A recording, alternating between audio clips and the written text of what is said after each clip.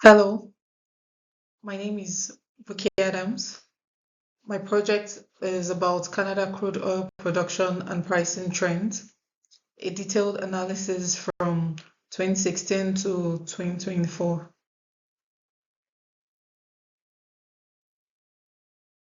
So the objective of this project is to generate insights that can inform industry analysts or policymakers about the performance of the Canada crude oil sector over the decade. The project seeks to identify production trends over time and explore the relationship between WCS, which is Western Canada Select Price, and WTI, which is West Texas Intermediate Price, to understand how global and local factors impact pricing. The analysis will be conducted using the time series analysis and visualizations, offering a comprehensive view of the production and price dynamics within the industry. So here is a snapshot of the data set. We have the dates by month, and it spans from January 2016 to June 2024. The production volume is measured in cubic meters and barrels, and then we have the two benchmark prices, WCS and WTI. So the dataset is gotten from Kaggle, and this is the link to the dataset. So here I try to find a correlation between the price and production volume. So from this, we can see that try to compare, using a scatter plot, try to compare the WCS price against the cubic meter, and that is what we have in red. And then for WTI, and then in barrels. So from here, we can see the upward trend in scatter plots. It shows a positive correlation, both here for cubic meters and then for the barrels. There's some variability in the relationship as some points deviate from the trend. However, the majority still show that higher crude oil prices are associated with higher production level. From the plot, we can infer that when crude oil prices are higher, production levels may also increase as it becomes more profitable for companies to extract and sell crude oil, and vice versa. So here, using the scatter plot again, I try to compare the relationship between the WCS and the WTI. That's the Canada price and the Texas price. So I noticed that there's a very strong positive correlation between the WCS and the WTI price. We can notice that it's really very linear, and when I calculated the coefficients of correlation coefficients, it was about 0.9. So the points form a relatively linear pattern. The change in WTI price is matched by a similar change in WCS price. This also indicates that both prices are driven by similar market forces. WCL usually trades at a discount to WTI because of factors such as quality differences, refinery demands, environmental and regulatory policies, and so on. These factors combined contribute to the price difference between the two benchmark prices. And here is a snapshot of the code that gave us this scatter plot. Here, I compared the crude oil price, the trend of the crude oil prices for the WCS and WTI over time. So here I tried to compare the prices over time and realized that there was a sharp drop in prices in 2020. We can see that sometime in 2020, and this corresponded to the global COVID-19 pandemic, which reduced oil demand at that time. There was also a rapid recovery in 2021 as the economy opened and then demand also surged. And then here we can see a peak period in 2022, which was likely influenced by the Russia-Ukraine war. And then there was another decline again in 2023. And then for 2024, it was relatively stable. So we can see that there's a seasonal or cyclical pattern corresponding to global economic conditions. WCS prices tend to also follow the WTI prices. We will notice that they both rise and fall at the same time,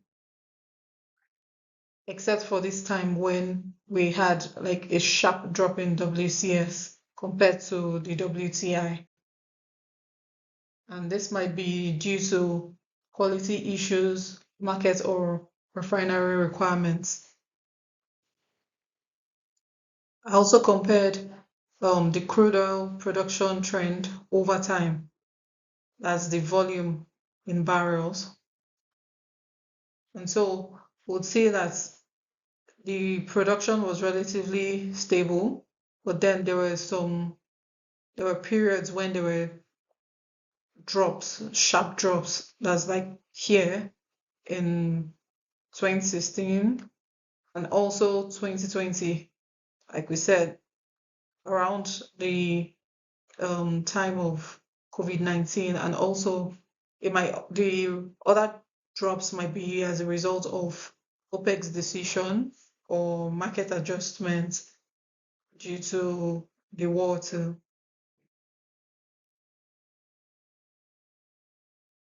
And here I compared the trend for the price and production. So here we would notice that whenever there is a drop in price, we'll notice that drop in production too. Sometime here in 2019 and also in 2020.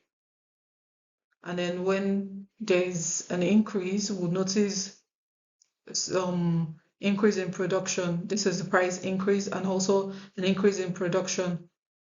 But then we'll notice that it's like there's a lagging relationship where price increase leads to higher production, but while price decrease results in production cuts. So immediately there is a price drop, there is also a drop in production. So the summary of the findings: the analysis of the relationship between crude oil prices, as the WCS and the WTI, and production volumes from 2016 to 2024 shows a strong positive correlation between price and production. In periods of higher crude oil prices, production levels tend to increase, reflecting the higher profitability for companies.